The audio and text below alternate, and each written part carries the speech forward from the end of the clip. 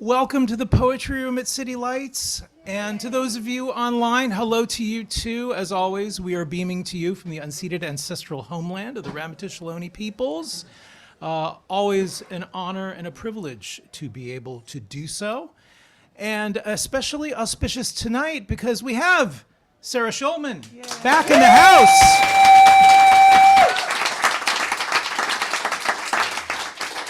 After many, many moons, and celebrating what we feel is a very, very important book, The Fantasy and Necessity of Solidarity.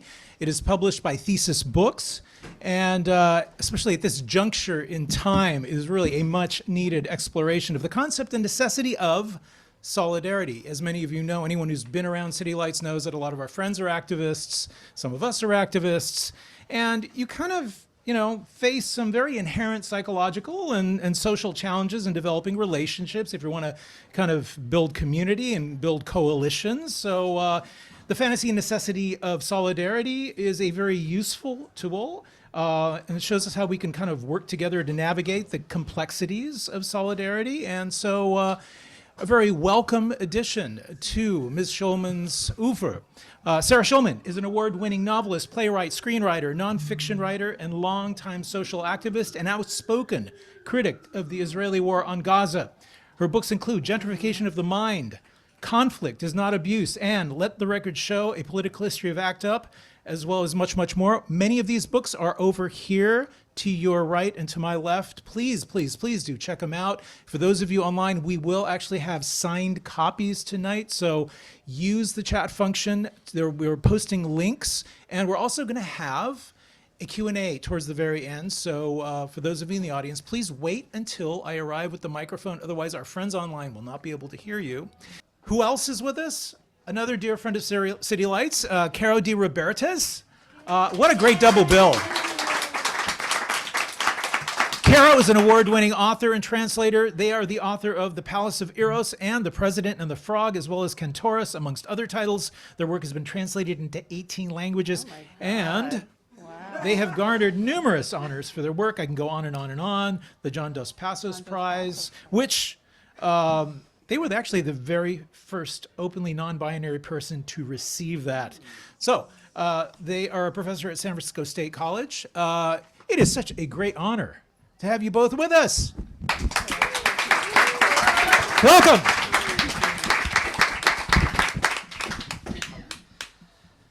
Thank you, everyone.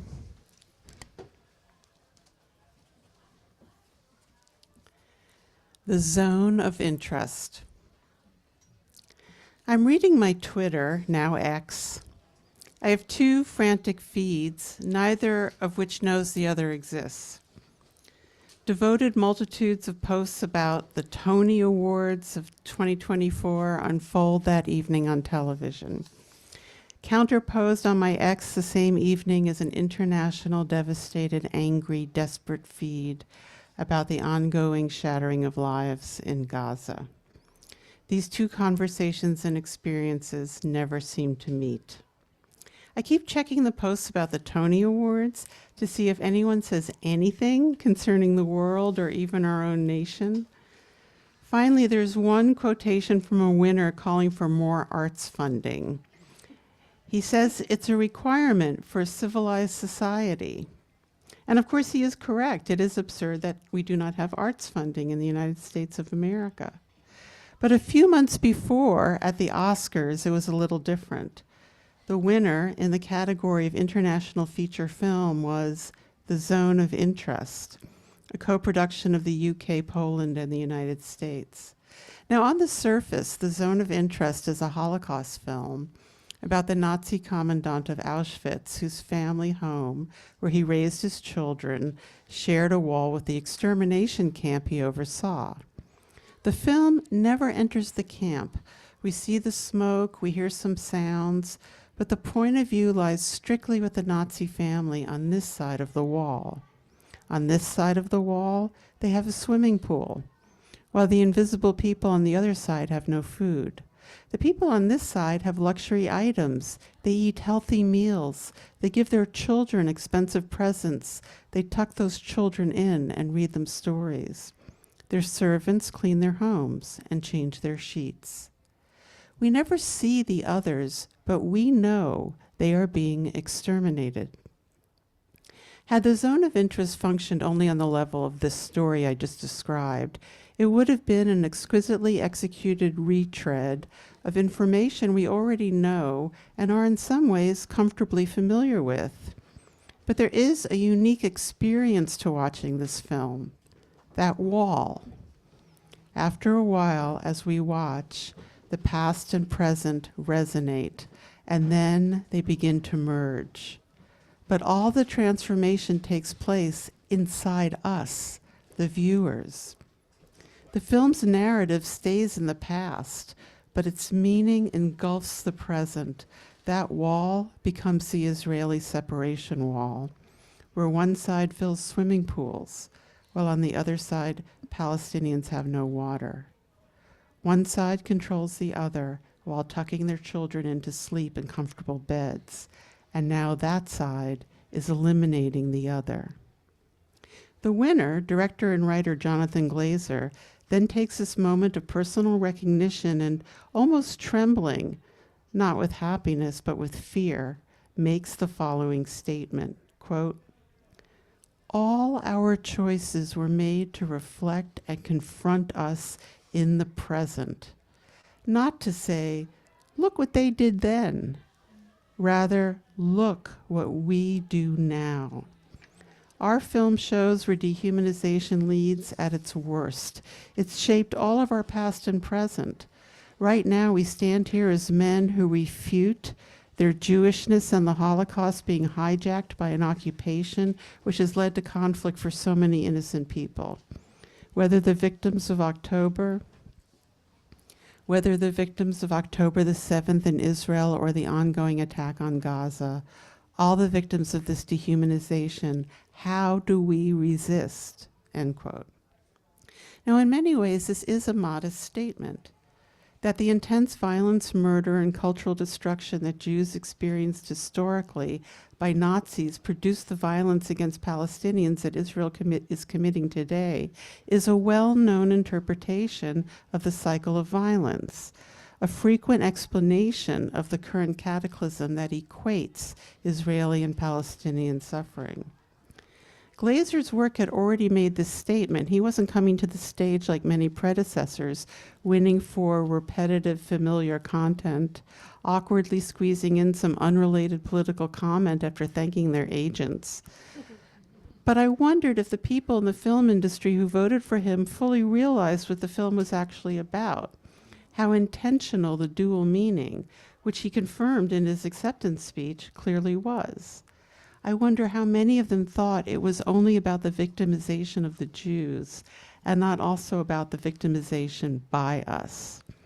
I wondered if there were people out there who thought The Zone of Interest was a sensitive, gorgeous, searing film only about bad Nazis and poor us. Of course, he had to be punished for being one of the few public figures to speak the simple truth on American television, the truth that the entertainment and media industries had so studiously avoided that it sounded strange. This was March 10th, 2024. By March 18th, over 1,000 Jewish creatives and professionals signed their names to a public denunciation of Jonathan Glazer's words that reiterated the meaning of his film, which had just won an Oscar. No one had denounced it before. Either they hadn't seen it or they had not understood it. Signers included actors, executives, creators, directors, producers. They wrote, quote, "The use of words like occupation to describe an indigenous Jewish people defending a homeland that dates back thousands of years and has been recognized as a state by the United Nations distorts history," end quote. The United Nations does recognize the state of Israel, and it also recognizes that Israel has occupied Palestinian land. To quote from the United Nations official document, The Question of Palestine, in the 1967 war, Israel occupied these territories: Gaza Strip, West Bank, East Jerusalem. On May 28th, 2024, days after this letter was published, the state of Palestine was also recognized by the vast majority of member states of the United Nations. Now, I was surprised that so many powerful and intelligent people's first objection was to Glazer stating the globally recognized and simple fact that Israel has militarily occupied land where Palestinians currently live or formerly lived before they were militarily displaced. It is irrefutable that Palestinians' lives are controlled by Israel and they are occupied. I would have expected the signers to justify the occupation, not to claim that it doesn't exist. Equally peculiar is that so many worldly and in many cases secular people would use biblical justification for Jewish dominance of land that is inhabited by more than one people. Yes, it is certainly true that there have been Arab Jews coexisting with Arab Muslims, Arab Christians, and Druze throughout different empires and collective histories. Jews were an integrated part of the Arab world before the current created false binary of Jews versus Arabs. 40 to 50% of Jews in Israel are of Arab origin, from nations including Iraq, Yemen, Egypt, Morocco, and Palestine. And so Arab Jews were among the range of peoples indigenous to the region, but for over 1,000 people who have significant roles in the corporate creation of American art and entertainment, to think that Jews are the only indigenous people to that area, or that European Jews are indigenous to the Middle East, simply doesn't make any sense. The letter further stated that these 1,000 Jews believe that Glazer's statement, quote, gives credence to the modern blood libel that fuels a growing anti-Jewish hatred around the world, end quote.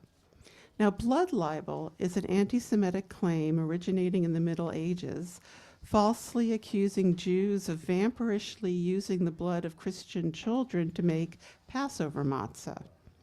It is pretty crazy that so many people were willing to sign a letter interpreting Glazer's call for an end to using the Holocaust to justify murdering Palestinians as the same as him saying that Jews kill Christian children to make matzah. Medieval Jews, who were a vulnerable and often blamed minority, did not kill Christian children, but the 1,000 signers are betraying an unconscious association because Israelis with American money are killing children daily and in large numbers. It is possible that Israel murdering children is contributing to anti-Jewish feelings around the world. I'm sitting in LA across the table from an old friend I love and respect. She is smart, kind, and hardworking. From a modest Jewish background, she has earned millions of dollars working in corporate television. She is so upset about Israel's violence in Gaza. She is devastated. She looks around to make sure no one in the restaurant can hear her criticize Israel. She won't sign anything. She won't say anything in public. It could hurt her professionally. And this is a common response I've heard from many people in entertainment who I consider to be friends. They're afraid to say what they believe to be true because of the 1,000 people who signed their names and the thousands more who didn't sign but feel the same way. My feeling is that, yes, doors will close, but those people don't control everything. Other doors will open. In some strange way, my silent friends believe the myth that Zionist Jews who are punitive against other perspectives control all the entertainment industries. I, on the other hand, do not believe that. Let's face it, if my friend was correct, you would not be reading this book right now, and it wouldn't have been published by Penguin Random House. It takes until April 5th to gather 500 signatures to a new document, carefully and specifically titled Jewish Creatives Supporting Jonathan Glazer's Oscars Speech. Quote, we honor the Holocaust by saying never again for anyone. We should be able to name Israel's apartheid and occupation, both recognized by leading human rights organizations as such, without being accused of rewriting history, end quote. Comparable to its predecessor, this letter includes showrunners, producers, writers, actors, and members of the Israeli film industry. The names include Deborah Winger, Todd Haynes, Chloe Feynman, Elliot Gould, Joaquin Phoenix, Joel Cohn, Hari Neff, James Seamus, Mike Lee, Ira Sachs, Wallace Shawn, Emma Seligman, Annie Baker, Molly Crabapple, Deborah Eisenberg, Nicole Eisenman, Naomi Foner, Sam Gold, Nan Golden, Miranda July, Naomi Klein, Jonathan Latham, Kyle Lukoff, Benjamin Moser, Francine Prose, Jacqueline Rose, Morgan Spector, Lynn Tillman, and many others, and me. Thank you.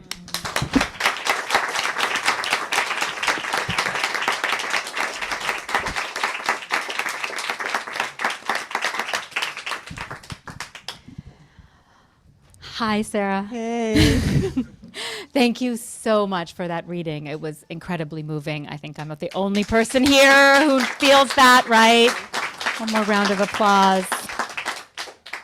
I mean, it's so powerful and textured and layered and speaks to so many layers of this book. There's so many things we could talk about. It's so rich, and I'm so grateful that it's here and published. And I also want to back up and say, thank you, City Lights. Thank you for the incredible hosting. City Lights is just such an icon of our Bay Area literary community and the national literary communities.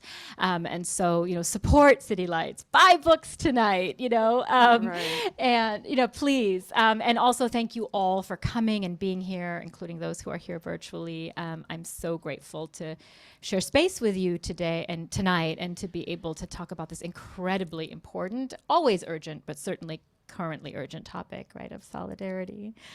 I love this book, and I wanted to say one more thing before we dive right into the book, which is that Sarah, you know this, but I have been reading Sarah's work since the late 90s when I was a baby dyke, and really, really needed your books and was so blown away by your novels, which live in my heart and shaped my heart and my intellect in the deepest way. Like, thank you for your fiction. Thank you so much. I want to make sure everybody here knows that Sarah is I am primarily a novelist. Is primarily a novelist, and the novels are incredible. And then you've written, plays and these, incredible works of nonfiction that have been so influential. I know Conflict Is Not Abuse has been so formative for so many people. For me, Ties That Bind, which is the book where you sort of coined the term familial homophobia, was essential for me as someone who has experienced intense familial homophobia and needed that language. In fact, just this morning, I was interviewed on a Immigrantly podcast, and I referenced you and said, this term coined by Sarah Schulman, familial homophobia, because it is something that we really need for understanding for our communities, for our healing, empowerment, and uplift. So I just want to make sure all that context is in the room, that this book rises up out of this, incredible torrential river of work that we all really need, and that everybody should look at and turn to. Thank you so much. Yeah. So on that note, into this book, The Fantasy and Necessity of Solidarity, there's so much power in this title, both fantasy and necessity. And I thought about that again, listening to you read that piece that you selected, right? The friend who is afraid to speak too loudly about critiquing the state of Israel and its destruction of Gaza. The sort of the fear, and maybe that ties into the fantasy part, right, of will solidarity be easy, or will it make all of everything I've built in my life go away? Like that fear where you say, well, if a door closes, maybe one will open. Can you talk about how you came to this title, and the importance of the interplay between the fantasy part and the necessity part? Okay, thank you. So the purpose of this book is to make solidarity doable. And my plan is to strip away all the concepts of heroism, perfection, and pure motive, because I feel like that's what's keeping people from trying. In the olden days, there was a concept of solidarity that was horizontal. You have the workers and you have the boss. And if the workers all join together, they can get better working conditions. But now the boss is a global conglomerate. So sometimes horizontal solidarity isn't the way, sometimes it is. But when that's not enough, you need other people. And the other kinds of people I'm thinking of are bystanders, which are people who are not necessarily implicated, but they know that there's an injustice. And then there's conflicted perpetrators, and I put myself in that category. You know, people who join groups like Jewish Voice for Peace because they don't want this mass murder to go on in our names, right? But what that means is that this new solidarity is rooted in inequality. And so it's by necessity fraught. So, you know, that's the framework that I'm looking at. And so when every community in the country and world is under attack, right, we're going to have to step up.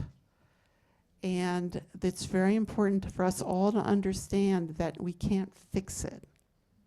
Because the idea that you can go in and fix it is a supremacy idea.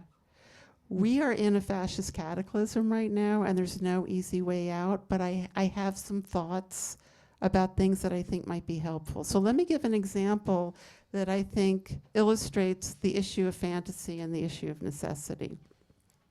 So the book is filled with examples of weird people and movements that have been undocumented. It's not the typical examples. It's people who had creative approaches that they tried that helped a little. Because ultimately, all you can do is build the infrastructure for the future. So if you look at the Palestine Solidarity Movement, for example, groups like Jewish Voice for Peace or Students for Justice in Palestine, these groups are 30 years old. You know, these books we have are decades old.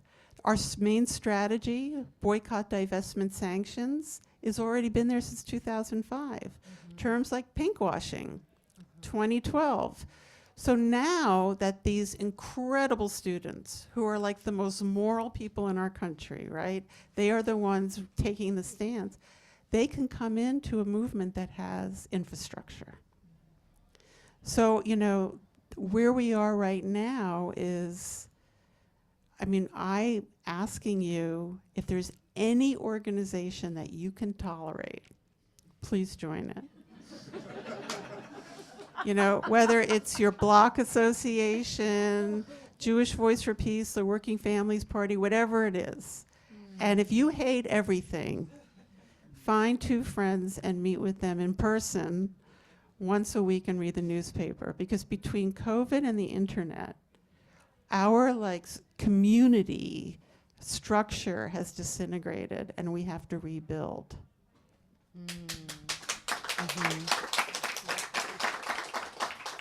Yeah, that's so powerful. And then when you say, you know, get together and read the newspaper, how important that is and the fragmentation of information.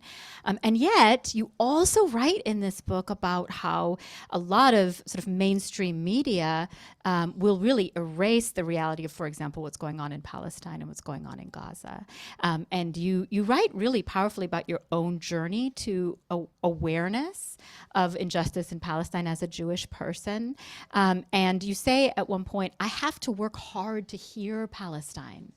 And that line really struck me, and I think maybe a relatable line for some of us, that, you know, we are aware that the mainstream media that we live in, we're hearing all these other messages.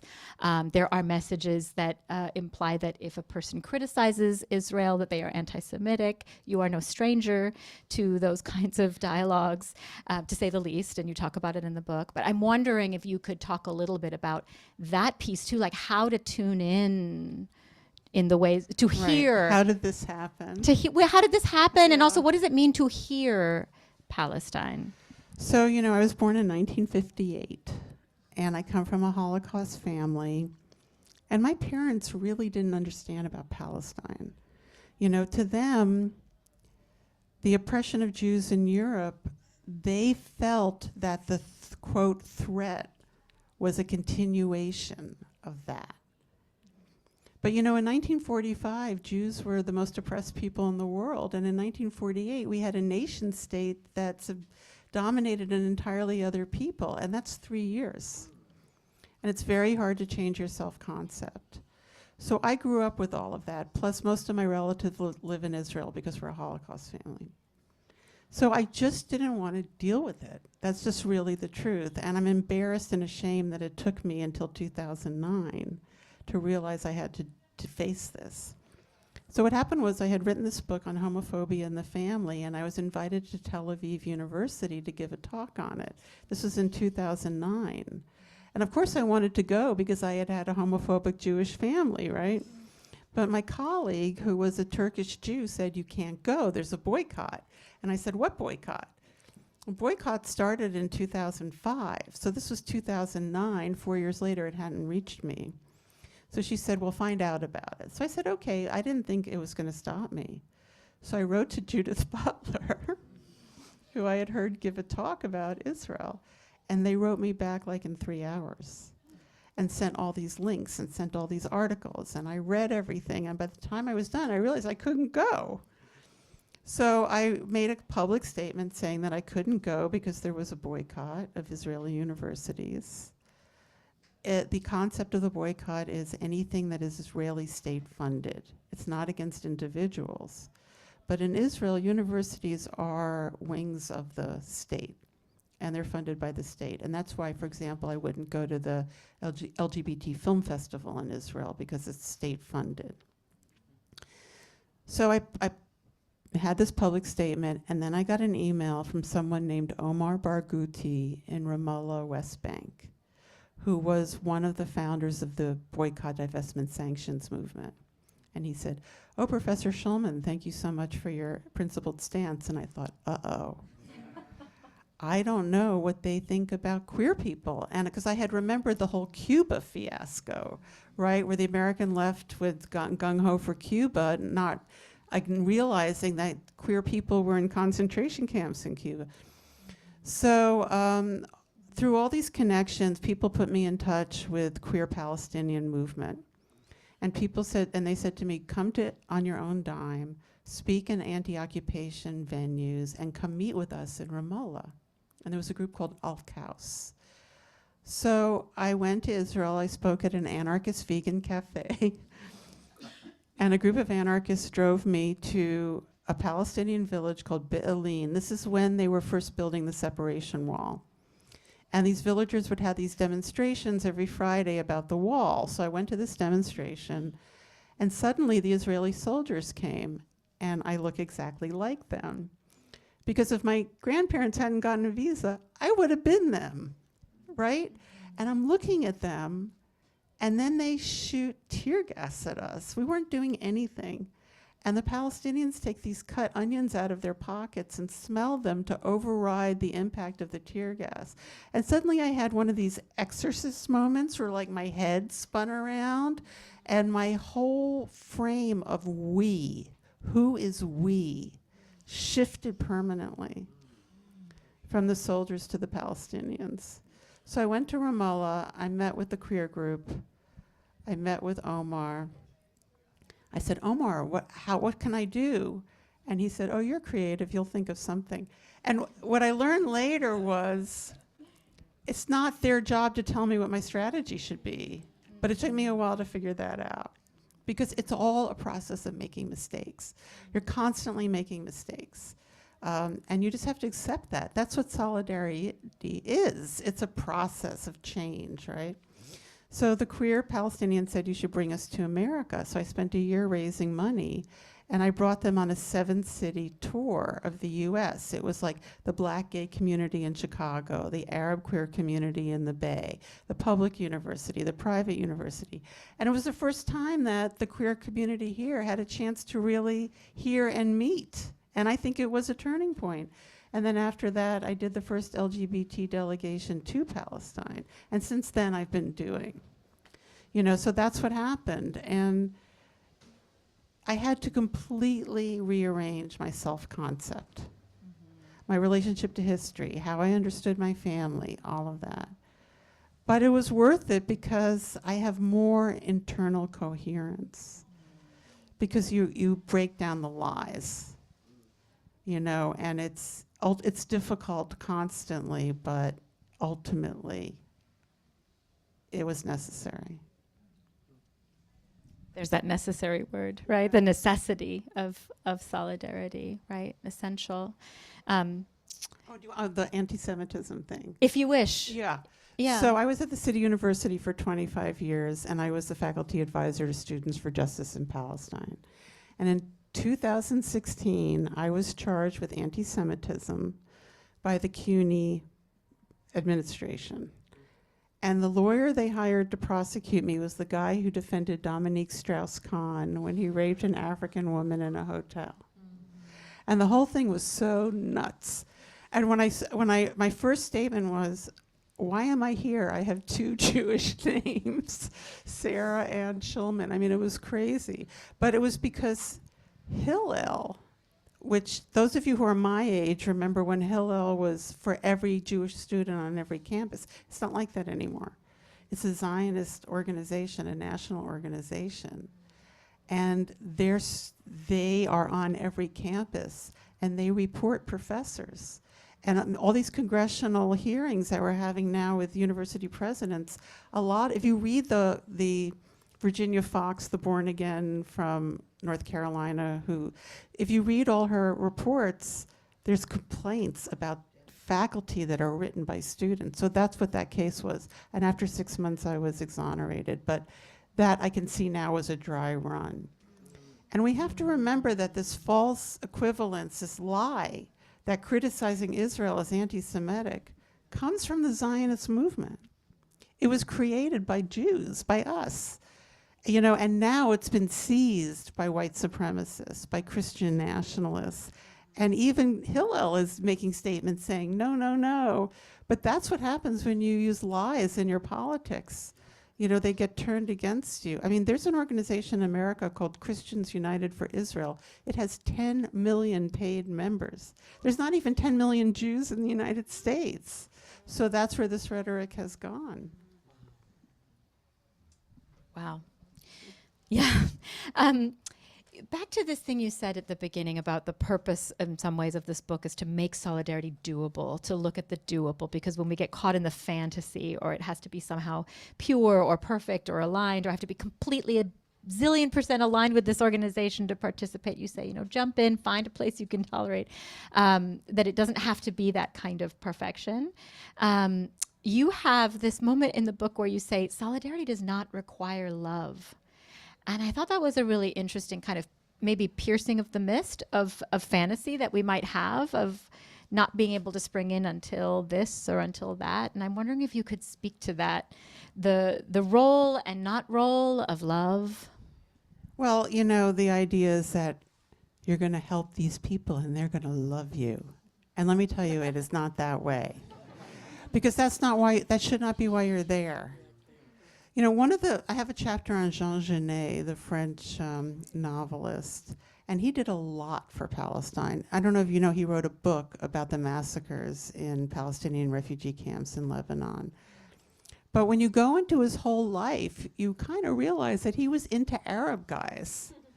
So it's like maybe his motive wasn't so pure, but none of us are saints, and the issue is not what is your motive. What matters is what is the impact of your actions. So we have to get away from this idea of being angels and saints and perfect, in order to act. Right. It doesn't require love, and I thought that Jean Genet tracing was so fascinating and compelling in the book. And then that, as you talk about that, like, don't just expect people to love you because you're saying, oh, look, I'm in solidarity with you. That makes me think, among other things, about racism in this country.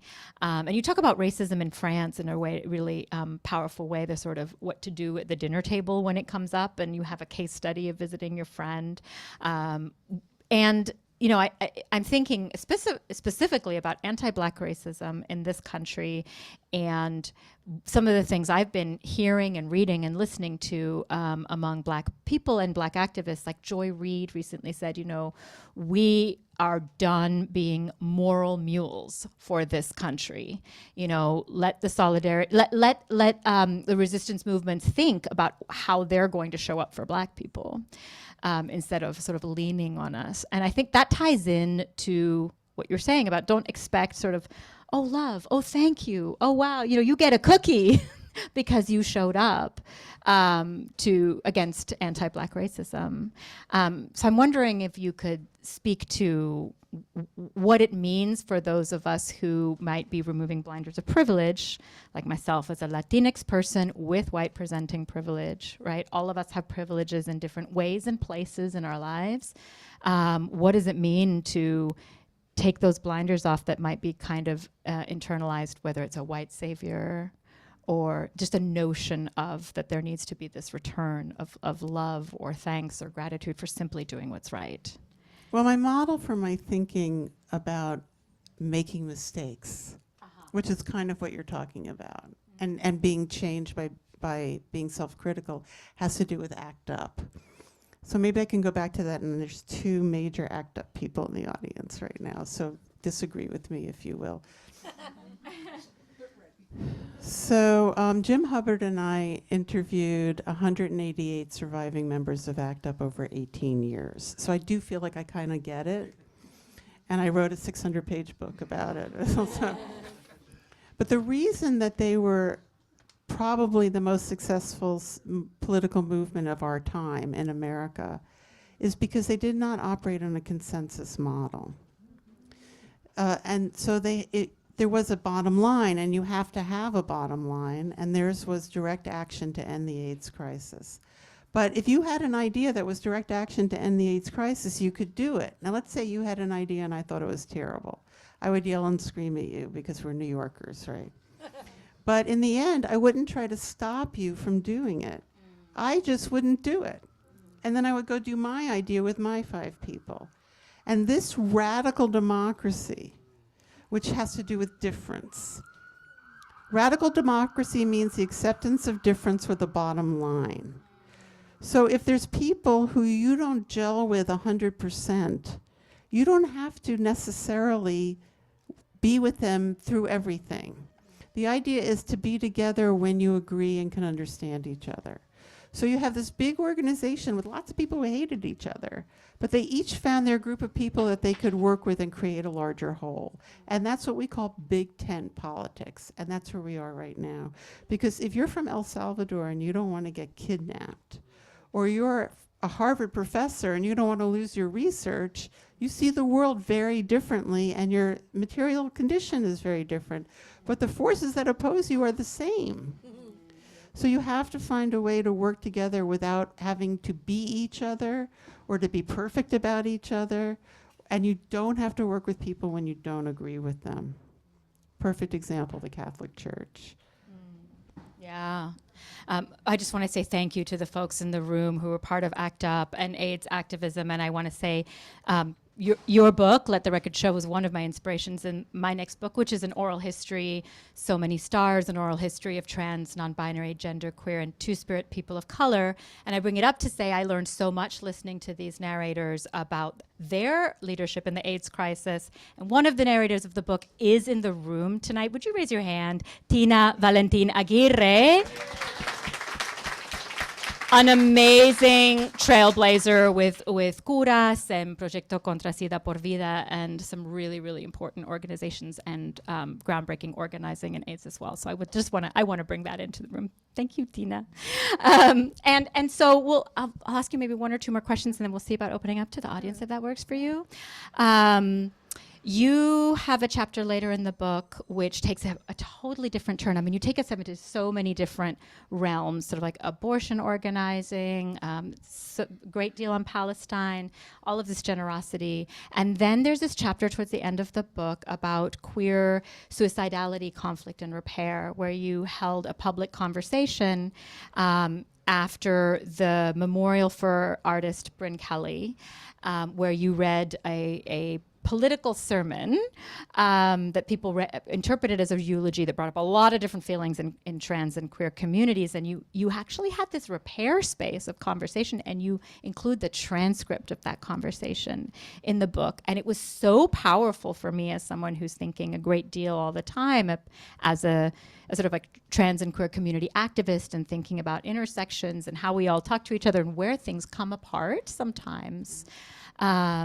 If you could talk about what including that very emotional and personal chapter meant for you. Sure, and I see a friend of mine, Will, who I know was also at the funeral. My student, Bryn Kelly, who some of you might know as Party Bottom, you can look her up.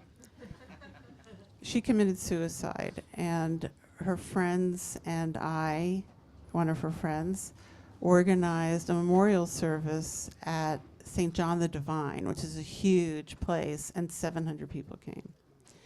And her friends decided that they wanted me to do a eulogy. And I wrote the eulogy, and they all vetted it when we went over many drafts. But it was based on my experience in ACT UP of a political funeral. And in the eulogy, I talked about the ideation of suicide. And that actually, every time someone in our community commits suicide, it makes it more possible for other people to commit suicide, so that it extends beyond the individual experience. I also talked about Bryn being drunk when she killed herself. I talked about the oppression that surrounded her life. And a number of people in the audience were extremely mad.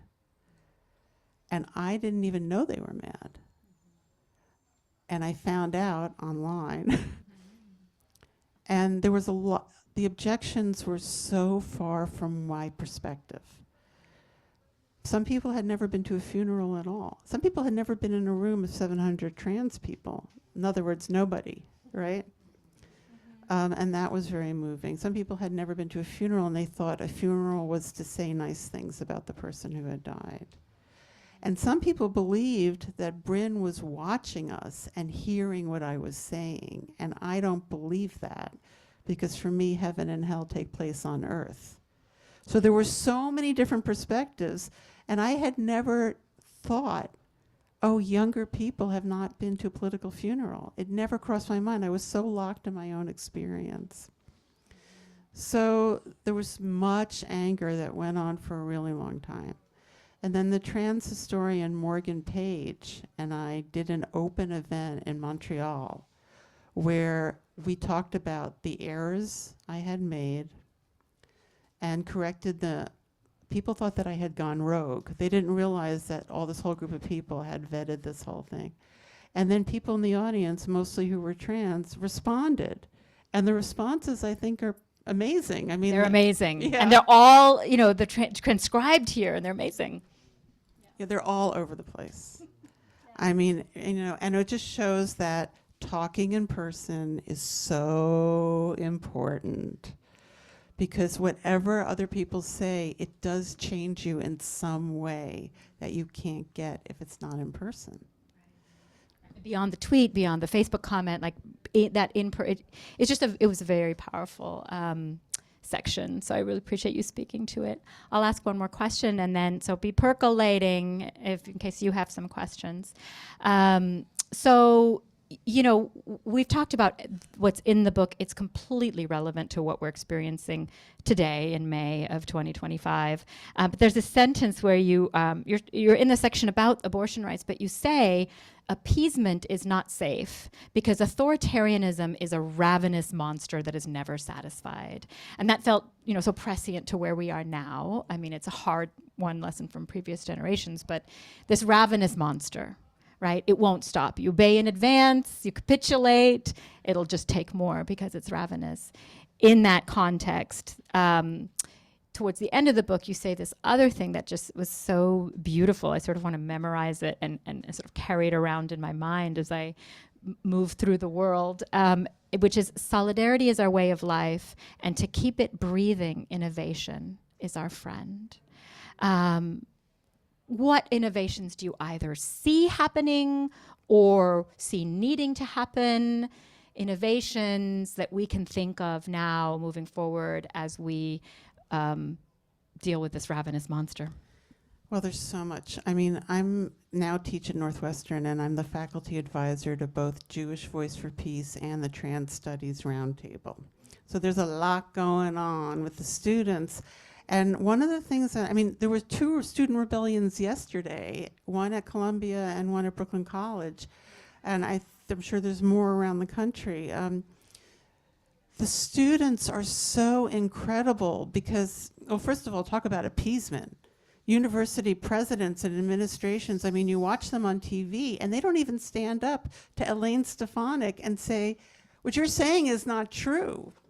You know, they pretend like it's sane, you know, but below that level of power, there is so much rebellion. Even the faculty at my school are doing teach-ins for hundreds of students and confronting the board of trustees.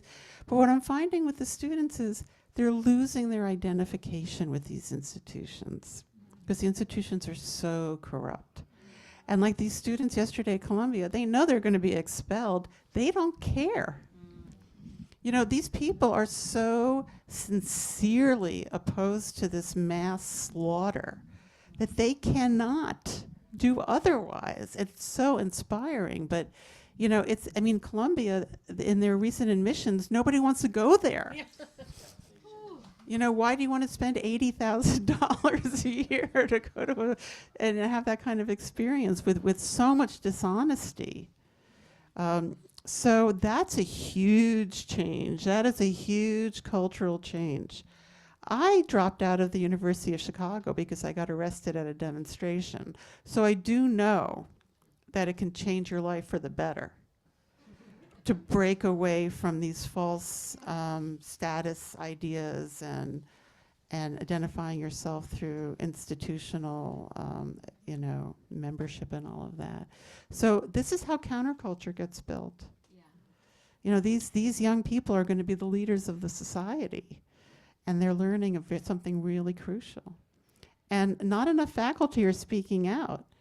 I mean, some of our most famous professors in this country I've not heard a word from them.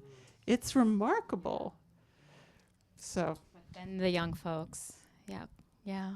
This reminds me of, if I may, I'm just going to tell a quick story that what happened to me today, and then we'll turn it over to questions in that spirit of the young folks and their innovations. My daughter came home from school today, little 7th grader, little biracial black lesbian girl, you know, just trying to raise her up. And she says that there's a mural being painted at her public Oakland school, and the muralist invited students to pick one sentence about these times in the Trump regime that they want on the mural.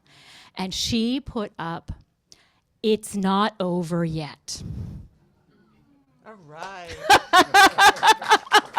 She was raised right, obviously. I'm trying, you know. So there's that little story on that note. Any questions for Thank you so Sarah? much. Yeah, thank you. Yeah. Oh, yes, the mic. Yeah, mic thing. So if we could switch. Yeah, that'd be great. Sorry. Sure. Thank you. Hello. That gave me enough time. The mic pass gave me enough time to get nervous. I'm such a fan. I'm at UC Berkeley as a historian, grad student, and so I've had a uniquely front row seat to many things. And something that you trace out in Conflict is Not Abuse, and then another sentence that made me thrill in Israel, Palestine, and the Queer International is this concept of there's a line in the latter book about safety is not necessarily the ideal condition of adulthood. And I wonder if you could speak more to the weaponization of safety discourse that we're seeing right now. Okay, great. Well, for me, that started from Sarah Ahmed. I read her book, Pursuit of Happiness. And she says the only time that you would ever be always comfortable is if everyone else is suppressed. But if you're in a free society, you're uncomfortable all the time because difference is not hidden. So when you hear, let me just tell you that no one is being persecuted on any of these campuses because they are Jewish. That is a fantasy. That is not occurring.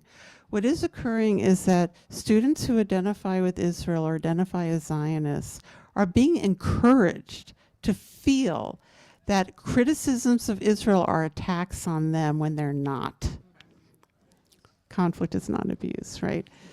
And so this fake language of safety is, and there's always, in every newspaper article, they always find one girl from Hillel to say, Jews are not safe on this campus. But it's not true, because there's more Jews and Students for Justice in Palestine, in some cases, than there are taking this other position. So there you have it.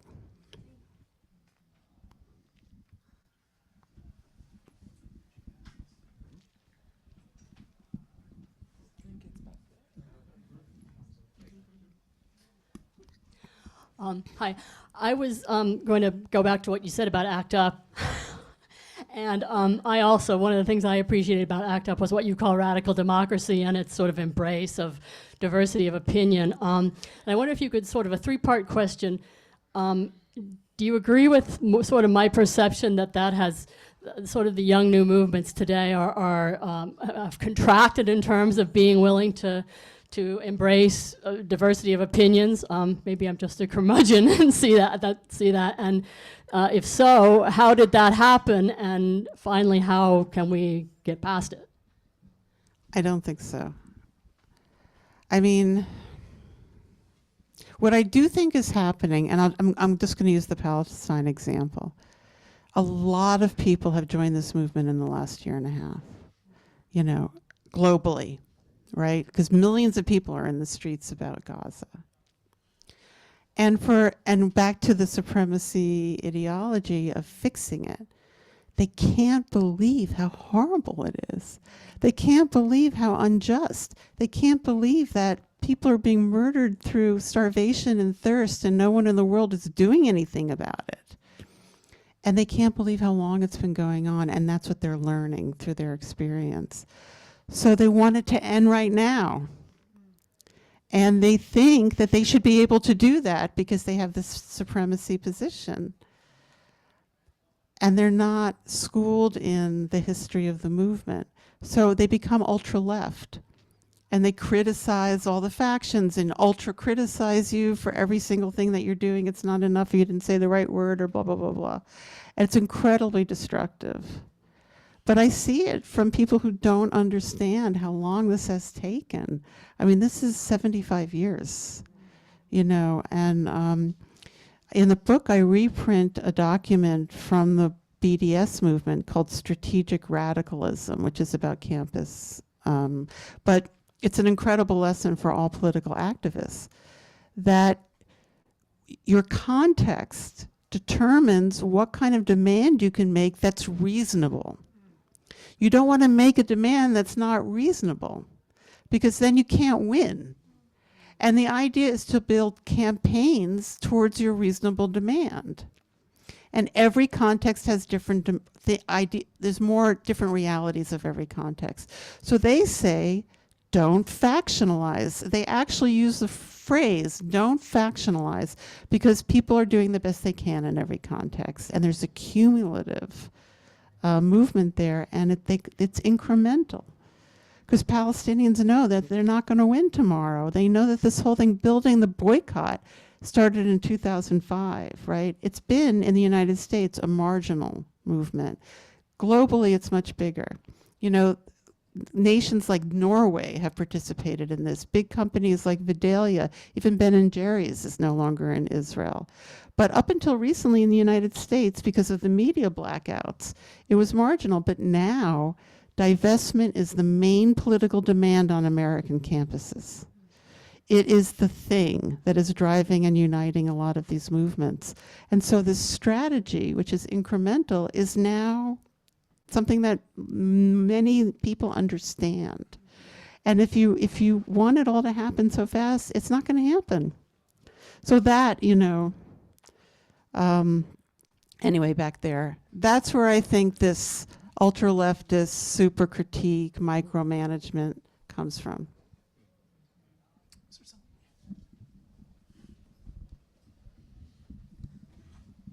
Hi, Sarah.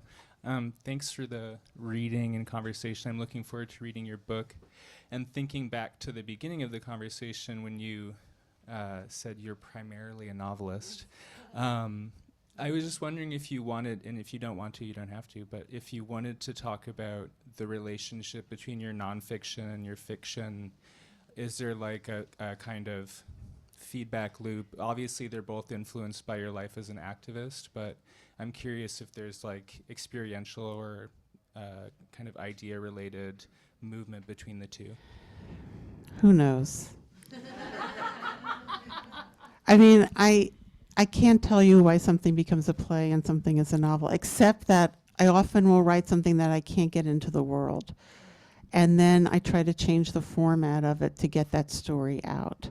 Because, you know, books that are about a lot of different people are much easier to publish than books that are about lesbian adults, especially psychologically complex and formally inventive novels. Forget it. It's so hard. My friend Urvashi Vad, rest in peace, said lesbian content is the kiss of death. You know, and she was right, because lesbians see men differently than they see themselves. And so that means that they look at it and they think it's wrong, you know. And it's funny because like the ACT UP book is about men, right? So when that book came out, everyone was like, wow, you're so smart. You're such a good writer. Because, you know, men are so important.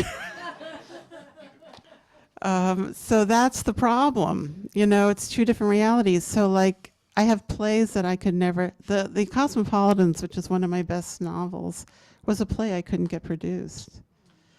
You know, and because I just want the story to live.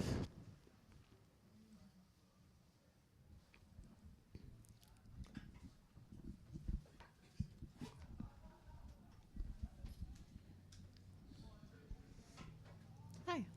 Thank you so much to both of you for such a generous conversation.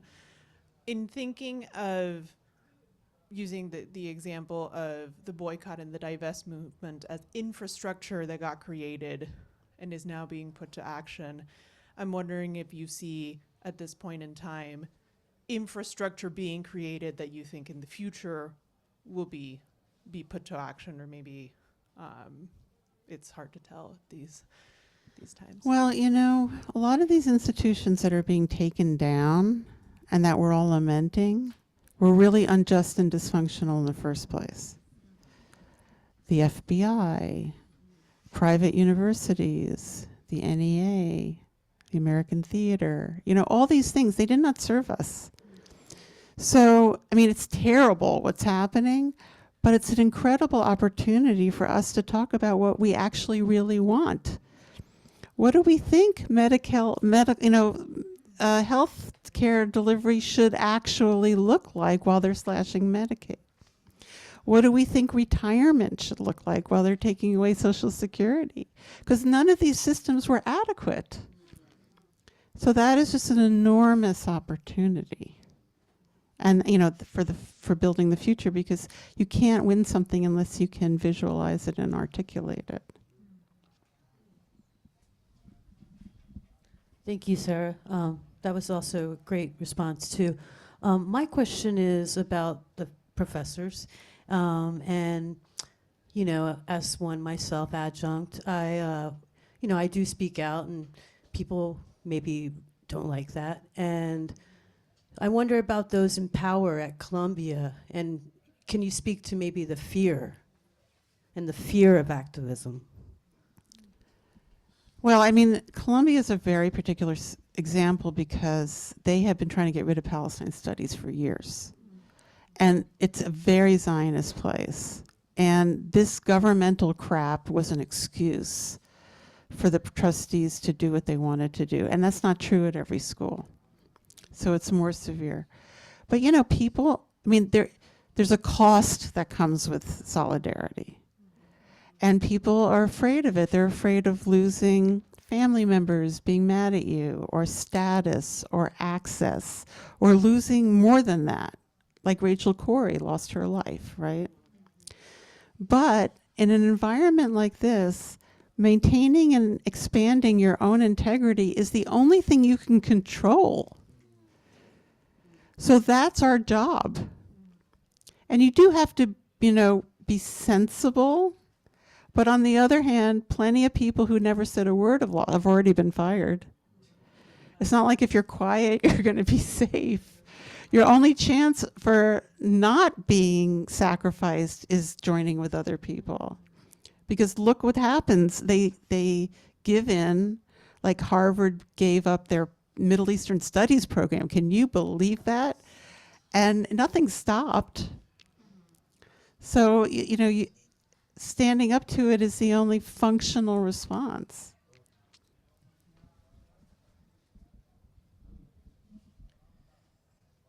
I'm afraid this isn't as well formulated as I'd like it to be. I totally hear what you're saying about how we don't have to love our fellow activists or even like them or necessarily even agree with their strategic plans in order to work well with them. And yet when I'm thinking about things like students who are stepping away from their institutions or teachers who are doing teach-ins on their own time, some of what motivates those is love and betrayal of love, right? And there's a lot about trust that I'm trying to think through. So what would you say is a functional relationship between strategic activism and the kind of love that's necessary to trust your colleagues? Well, I mean, I think that that's obviously there too, but it's not always there, what you're describing. Well, first of all, it's rebuilding your self-concept. So you change through the relationship. And then it's scary to leave the world that you know, but that world is changing. And the thing about community is it produces relationships that you never could have anticipated. I mean, when I look at the other ACT UP people here, we're bonded for life, even if we don't like each other. Because we had this privileged experience of being in a movement that was successful. Now they're undoing everything. You know, the USAID collapse is like 20 million people with HIV are not getting their medication, right? So, but all of those international programs came out of like PEPFAR, TAG, and all of that. So, we know, so there's a bond that's bigger than in ways friendship even. I see someone from ACT UP, I don't even remember their name, but we're connected,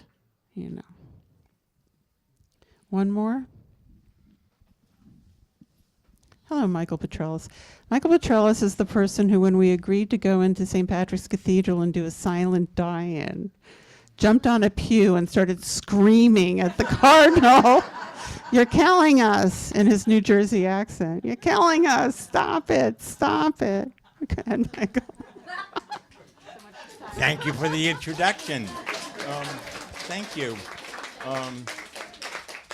May my obituary say I pissed off the Vatican as part of a group that went into church and said enough is enough of killing queers and women.